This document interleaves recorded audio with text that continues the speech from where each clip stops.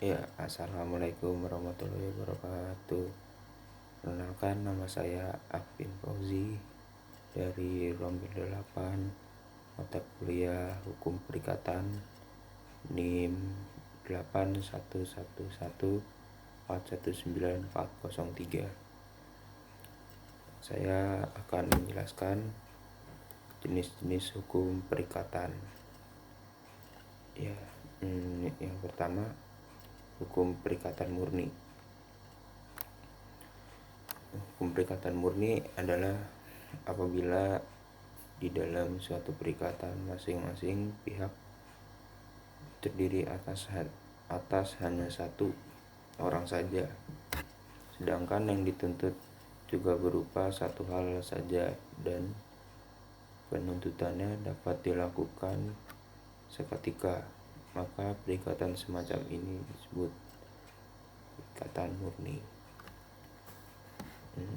Contoh hukum perikatan murni itu ketika di pasar terjadi perikatan antara pembeli dengan penjual. Yang kedua, ada perikatan bersyarat. Perikatan bersyarat adalah perikatan yang manakala digantungkan pada suatu peristiwa yang masih akan datang dan masih belum tentu akan terjadi, baik dengan cara menangguhkan perikatan hingga terjadinya peristiwa semacam itu, maupun dengan cara membatalkan perikatan menurut terjadi atau tidak terjadinya peristiwa tersebut. Perikatan bersyarat itu ada di pasal 135 KUH Perdata. Kata syarat dalam rumusan dapat diartikan peristiwa yang masih akan datang dan belum tentu akan terjadi.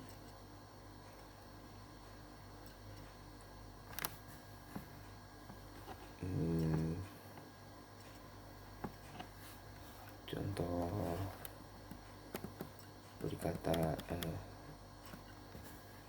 syarat perikatan tuh syarat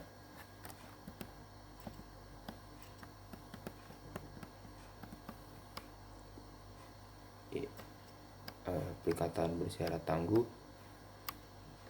Perikatan bersyarat tangguh adalah perikatan yang lahir apabila peristiwa yang dimaksud itu terjadi. Misalnya kayak ibu berjanji akan membelikan HP jika saya lulus dengan nilai yang tinggi. Yang kedua tuh ada yang bersyarat batal. Suatu perikatan yang sudah ada yang akan berakhir digantungkan pada peristiwa itu. Artinya apabila syarat tersebut dipenuhi, maka perikatannya menjadi putus atau batal.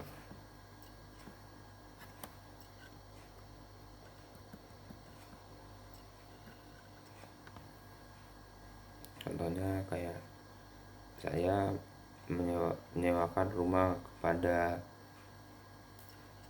Daniel dengan ketentuan perikatan akan berakhir jika anak saya yang berada di luar negeri kembali ke tanah air. Jadi persewaan itu akan berakhir secara otomatis kalau anak saya kembali ke Indonesia.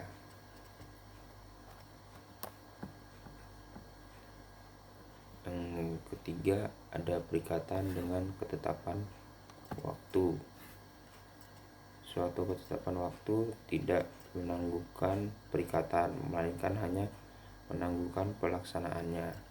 Maksud secara ketetapan waktu ialah pelaksanaan perikatan itu dapat digantungkan pada waktu yang ditetapkan. Waktu yang ditetapkan itu adalah peristiwa yang akan masih terjadi dan terjadinya itu sudah pasti, atau dapat berupa tanggal yang sudah ditetapkan. Misalnya itu contohnya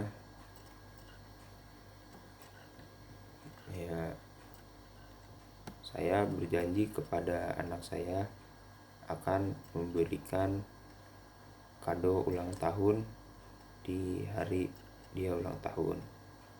Ya, itu saja penjelasan yang saya dapat jelaskan. Mohon maaf jika ada kesalahan kata. Ya, wassalamualaikum warahmatullahi wabarakatuh.